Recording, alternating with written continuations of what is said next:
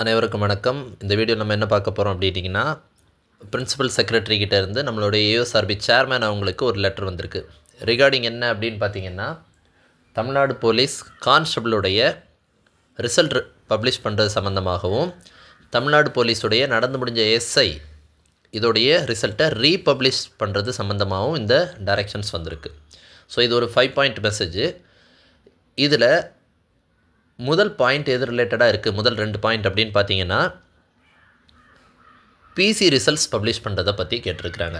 அதாவது தேர்தல் ஆணையத்துக்கு பிசி ரிசல்ட்ஸ் நாங்கள் பப்ளிஷ் பண்ணணும், அதுக்கு எங்களுக்கு அனுமதி தாங்கன்னு கேட்டிருக்காங்க. அதுக்கு தேர்தல் ஆணையத்துடைய பதில் வந்து, பிசி ரிசல்ட்ஸ் பப்ளிஷ் பண்ணுறதுல எங்களுக்கு எந்த ஒரு அப்ஜெக்ஷனும் கிடையாது, எந்த ஒரு அரசியல் கட்சியும் ஆதாயம் அடையாத விதத்தில் நியாயமான முறையில் நீங்கள் ரிலீஸ் பண்ணுங்கள் அப்படின்னு சொல்லிட்டாங்க. ஸோ பிசி ரிசல்ட்ஸில் எந்த ஒரு இஷ்யூஸும் இருக்க போகிறதில்லை. So any time from now on உங்களுக்கு ரிசல்ட்ஸ் பிசி ரிசல்ட்ஸ் வரலாம்.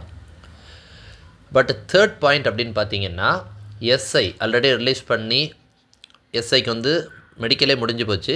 பட் ஆனால் இந்த சூழலில் ஒரு ஹைகோர்ட்டில் ஒரு டைரக்ஷன் பெண்டிங்கில் இருக்குது. அதாவது கம்யூனல் ரிசர்வேஷனை ஒழுங்காக பின்பற்றலை அப்படின்னு சொல்லி ஒரு டைரக்ஷன் பெண்டிங்கில் இருக்குது.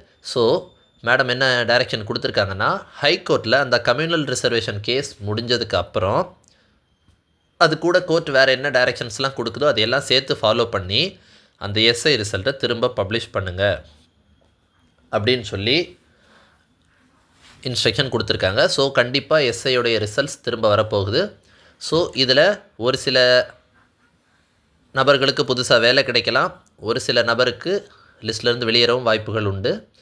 ஸோ அது அந்த பார்டரில் இருக்கக்கூடியவங்களுக்காக இருக்கலாம். அது எப்படி நீங்கள் கேட்டிங்கன்னா, ஆல்ரெடி நிறைய பேருக்கு தெரியும், ஈவன் பிசி, எம்பிசி, எஸ்சி இந்த கம்யூனிட்டியில் உள்ளவங்க நிறைய மார்க் எடுத்திருந்தாலும் ஜென்ரல் வேக்கன்சியில் ஃபில் பண்ணாமல் அவங்களுடைய கம்யூனிட்டி வேக்கன்சிலே ஃபில் ஆகிருக்கு, இவங்களை விட கம்மியாக எடுத்தவங்க ஜென்ரலில் இருக்கிறாங்க அப்படின்ற மாதிரிலாம் இருந்தது.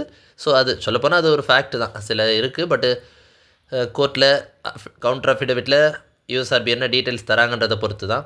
ஸோ அது உண்மையாக இருக்கும் பட்சத்தில் இந்த அதிக மார்க் எடுத்தவங்க ஜென்ரல் கட் ஆஃப் போவாங்க, ஜென்ரல் கட் ஆஃபில் இருக்கிறவங்க வெளியே போக சான்சஸ் உண்டு. இந்த மாதிரி ஒரு சூழல் நடக்கும்போது 1 or 2 அடிஷன்ஸ் 1 or 2 டெலிஷன்ஸ் இருக்கும். ஸோ இந்த கோர்ட் ஆர்டர் முடிஞ்சதுக்கப்புறம் தான் எஸ்ஐக்கான ப்ராசஸ் நடக்கும். ரிசல்ட் பப்ளிஷ் பண்ணாங்கன்னா திரும்ப எகைன் எல்லா ப்ராசஸுமே ஃபஸ்ட்லேருந்து பண்ணுவாங்க. ஸோ மேபி ஆல்ரெடி முடித்தவங்களுக்கு திரும்ப மெடிக்கல் நடக்குமா அப்படின்னு கேட்டால் இது ஒரு புது விதமான அனுபவம். அதனால் மேபி அவங்களுக்கு ஆல்ரெடி முடிச்சிருக்கிறது அப்படியே இருக்கட்டும்னு சொன்னாலும் சொல்லலாம். பட் இல்லை, ரிசல்ட் அப்படின்றனால திரும்ப ஃபஸ்ட்லேருந்து நடக்கணும் அப்படின்னாலும் நடக்க சந்தர்ப்பங்கள் இருக்குது. ஸோ இதுதான் நம்ம அப்டேட். ஸோ பிசி ரிசல்ட்டை எப்போ வேணாலும் எதிர்பாருங்கள். எஸ்ஐ ரிசல்ட்ஸ் கோர்ட் ஆர்டர் வந்ததும் அப்டேட் பண்ணுறோம். All the best. தேங்க்யூ.